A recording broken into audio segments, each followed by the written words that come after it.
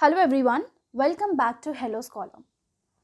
आपने savings account, current account, इन सारे अकाउंट्स के बारे में तो सुना ही होगा, है ना। लेकिन कुछ और अकाउंट्स भी होते हैं जैसे कि nostro account, Vostro account and loro account. इसके बारे में हम इस वीडियो में जानेंगे। बहुत इंटरेस्टिंग सा टॉपिक है। बस 2 सेकेंड में 2 मिनट में आपका ये टॉपिक कंप्लीट हो जाएगा अगर आप इस वीडियो को एंड तक देखेंगे तो। चलिए, नॉस्ट्रो अकाउंट। नॉस्ट्रो अकाउंट क्या होता है? पहली बात तो ये कि ये किसी पर्टिकुलर पर्सन, मतलब जैसे कि हमारा अकाउंट होता है ना, जैसे मेरा अकाउंट है किसी बैंक में, लेकिन ये है बैंक का अकाउंट। ठीक है, ये किसका अकाउंट है?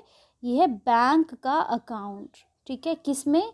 किसी और अदर बैंक में। ठीक है, ये इन तीनों में नॉस्ट्रो, वॉस्ट्रो या लोरो अकाउंट में, इसमें क्या बैंक का अकाउंट की बात हो रही होती है। ठीक है, अब ये इटालियन वर्ड है, लिया गया है आर्स, यानी कि आर्स अकाउंट विद यू। यानी कि जैसे सपोज मान लो कि हमारा एक बैंक है SBI। ठीक है, SBI क्या है? एक इंडियन बैंक है और हम इसको बोलेंगे एक डोमेस्टिक बैंक है, राइट। डोमेस्टिक बैंक, अगर SBI का अकाउंट है HSBC बैंक में, HSBC बैंक कहाँ का है? यूके का बैंक है ना, तो फॉरेन बैंक है। तो अगर SBI का अकाउंट है HSBC बैंक में, तो उस अकाउंट को हम क्या कहेंगे? वो अकाउंट कहलाएगा नॉस्ट्रो अकाउंट।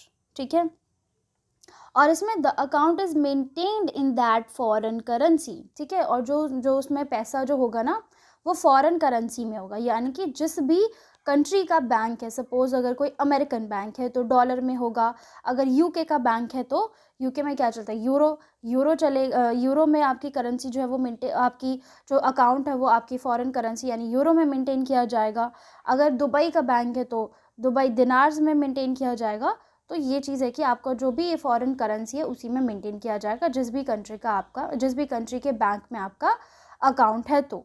ठीक है, नेक्स्ट आता है हमारा वॉस्ट्रो अकाउंट। वॉस्ट्रो अकाउंट का मतलब है योर अकाउंट विद अस, यानी कि किसी फॉरेन बैंक का। सपोज पहले हमने क्या पढ़ा कि SBI का बैंक HSBC के पास, अगर HSBC का अकाउंट है हमारे डोमेस्टिक बैंक SBI में, तो वो कहलाया जाएगा वॉस्ट्रो अकाउंट। ठीक है, फॉरेन कंट्री के बैंक का अकाउंट हमारे बैंक के अकाउंट में है। ठीक है, और अब इसमें कौन सा करेंसी में जो अकाउंट है वो मेंटेन किया जाएगा? वो मेंटेन किया जाएगा इंडियन करेंसी में, इंडियन रुपीज़ में। ठीक है, वो मेंटेन किया जाएगा इंडियन रुपीज़ में। तो ये हो गया हमारा वॉस्ट्रो अकाउंट। अब हम आ जाते हैं थर्ड अकाउंट पे, विच इज़ लोरो अकाउंट।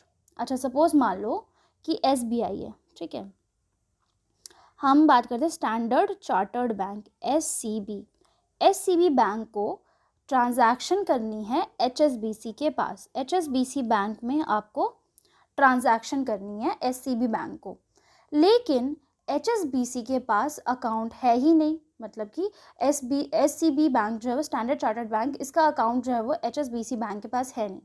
तो फिर आप कैसे ट्रांजैक्शन करोगे?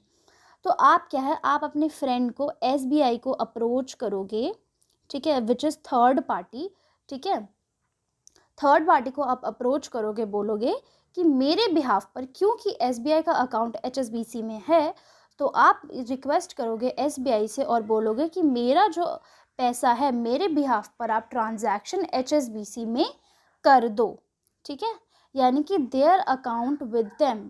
ठीक है, देयर अकाउंट यानी SBI का अकाउंट किसमें? HSBC में है। तो ये थर्ड पार्टी बेसिकली क्या है कि थर्ड पार्टी द्वारा जो वह अकाउंट है, यानी कि SCB बैंक का तो नहीं है HSBC में, बट SBI बैंक का है, तो फिर इसको हम बोलेंगे लोरो अकाउंट। जैसे कि अगर मैं पढ़ ही देती हूँ, अगर आपको और भी डिटेल में समझना है, if standard chartered bank wants to transact with HSBC bank but does not have the account while SBI maintains the account with HSBC in UK, यानी कि UK का जो बैंक है उसमें SBI का अकाउंट है, then standard chartered bank could use SBI account. आप इसका अकाउंट जो वो यूज़ कर ट्रांजैक्शन कर सकते हो। ठीक है, यानी वो अकाउंट क्या है? थर्ड पार्टी का अकाउंट है, बट आप उसको यूज़ करके ट्रांजैक्शन कर सकते हो। तो वो हो जाएगा आपका लोरो अकाउंट, यानी आपका नहीं है बट किसी और बैंक का है, which you are using for a particular transaction. ठीक है, So I hope you guys liked the video. Kindly like, share, comment and subscribe to our channel.